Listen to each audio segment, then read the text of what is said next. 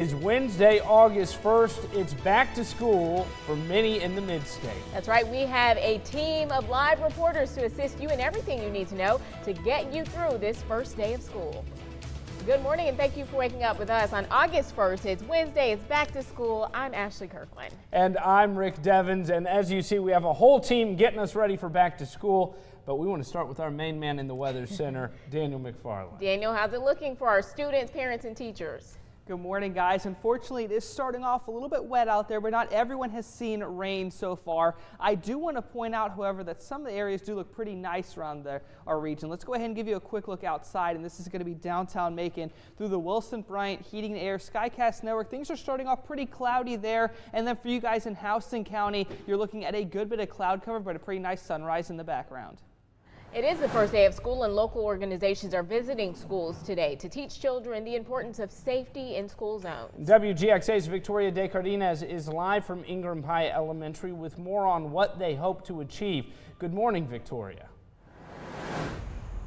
Good morning, Rick and Ashley. That's right. There are a few things that are going to be happening today here at Ingram Pike Elementary School right here in Macon. Later on, before the kids make their way, there is going to be a red carpet here just to say welcome back for this school year. Another thing that they're doing, it's one local organization. It's the Pedestrian Safety Review Board of Macon-Bibb County is making their way here to teach children the importance of looking both ways before they cross the road. They're actually going to even have their mascots here, Petty and Pedora, the pedestrians. They're actually the mascots for this organization, and they're going to teach them about everything they need to know about crossing the road safely. They're also going to have breakfast with the students later on as well before school starts. Now, they will begin crossing the roads with the crossing guard starting right now at 7. So right after this, I'm going to head on over there, and they're going to meet students, and they're going to walk with them on Anthony Road to Felton Avenue. That's the road that they're going to be crossing this morning. It's a part of the campaign to teach children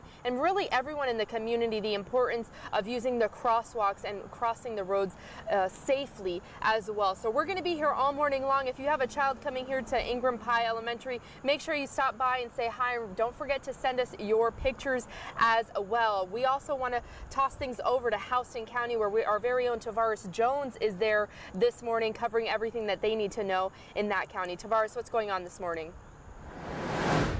Yeah, Victoria, it's already off to a great start here in Houston County. I'm here at the bus barn in Warner Robins. I can tell you this is just the last of the few buses that left behind this morning. Several of them already rolled out as early as 5:30 this morning. This district today will service over 30,000 students at 38 different campuses as they start the first day of school. Good news for parents is that Houston County Schools is offering breakfast for free for the next 3 days. So parents, if you're having trouble getting your little one out the door, that breakfast is free. Just go ahead and shuffle them out there. On your screen right now are the school start times here in Houston County. As for elementary schools, they'll start at 8:30 this morning. Doors open at 7:45. For middle school, they'll start at 7:30. High schools will start at 7:45. And if you go to the Crossroads Road Center, they start at 8 a.m. So again, the first day of schools here in Houston County, the district certainly doing their part to make sure that little ones are off to a great start as they work to become or continue to become a world-class school system with a graduation rate of about 86% here in Houston County. Now, coming up later on in the show, we'll head over to David Perdue Primary School where they're holding what they call their very own boohoo party. That's for parents who need to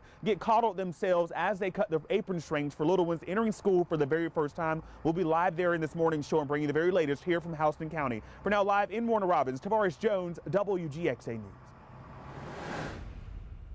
Well, good morning, everyone. I hope it's a happy first day back of school for our Houston, Twiggs, Bibb, and all Mid-State County students. With more kids out and about, it's important to stay alert as a driver. AAA reminds you you might hit some school zones during your morning and afternoon commute, so it's important to slow down and pay attention. They also encourage you to look out for kids walking to and from school. Remember, the hands-free law is in effect, so AAA says use this to eliminate distractions as you drive in and around those school zones. The Governor's Office of Highway Safety reminds you to stop for school buses, and Harris Blackwell says the only time you can pass is when there's a concrete or grass median on a multi-lane road.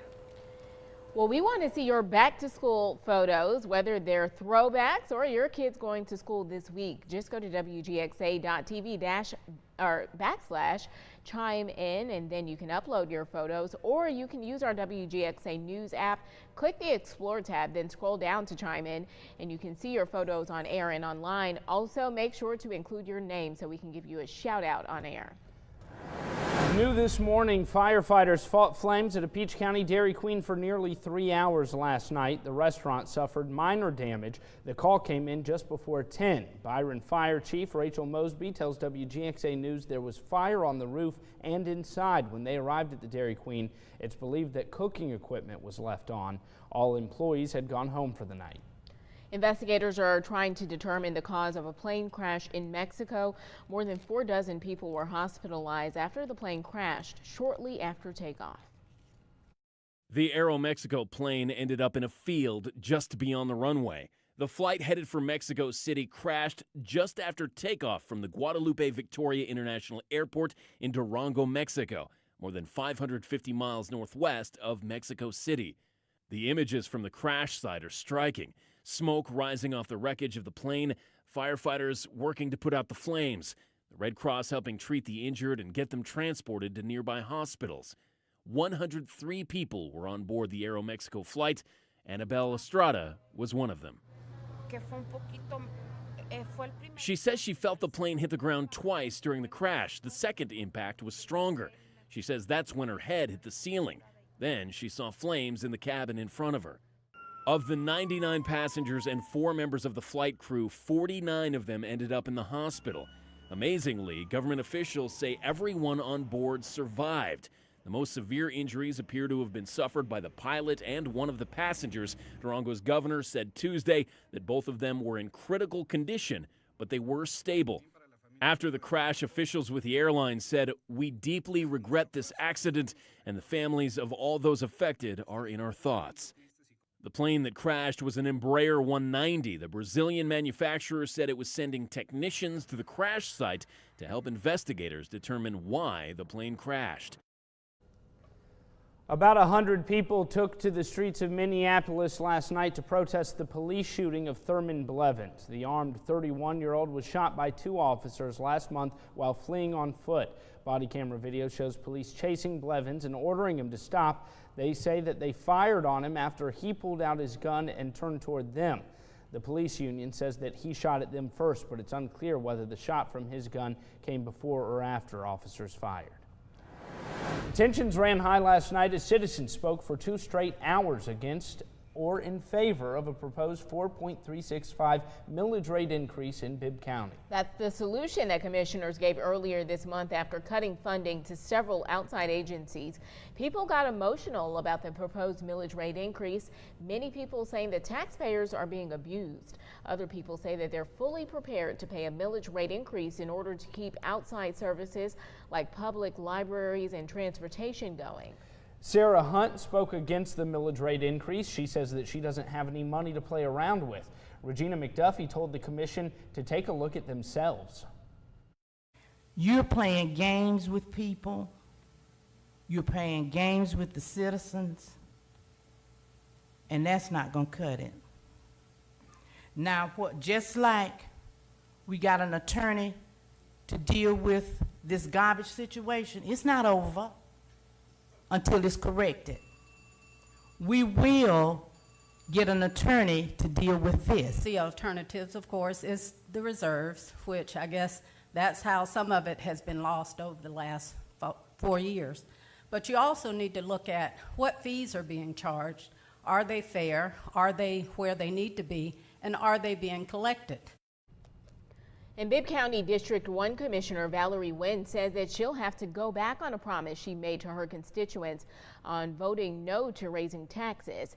After the public hearing, Wynn said that she'll vote for the lesser of the 2 evils when it comes to a millage rate increase, but she won't vote for that proposed 4.65 increase. Commissioner Joe Allen said raising the millage rate substantially 2 years in a row doesn't look good for Bibb County.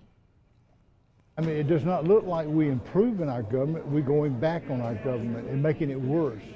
The people don't see a lot of improvement except through the downtown area.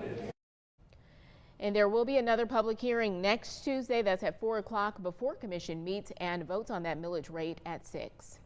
In other news, today Vice President Mike Pence will be in Hawaii celebrating the return of remains of service members who were killed in the Korean War. But the road to identifying those soldiers will be a long one. According to a U.S. defense official, only one dog tag was found among the remains when they were opened. Friday, North Korea handed over 55 cases expected to contain American service members. But when officials began going through the contents, little information to help identify the soldiers was found. And now they expect it to take months and possibly years to determine who those remains belong to. We're going to switch gears to our back to school coverage. That, of course, includes you, Daniel, because everyone wants to know what they're going to expect their kids to wear, drive in, when they pick them up and take them home, all of that good stuff. Yeah, I'd say go ahead and pack the rain boots and raincoat because you might not need it for this morning for most of us, but later on today, you guys can guess what we're expecting. Yeah. Lots of rain coming right when the kids are coming home from school. Yeah, that's the big thing to watch for later on. In fact, let's go ahead and give you a quick look outside at Warner Robins through the Wilson Bryant Heating and Air Skycast Network. Right now, we are looking at cloudy conditions across the area. A little bit of an opening there. More clouds, though, are expected to move in.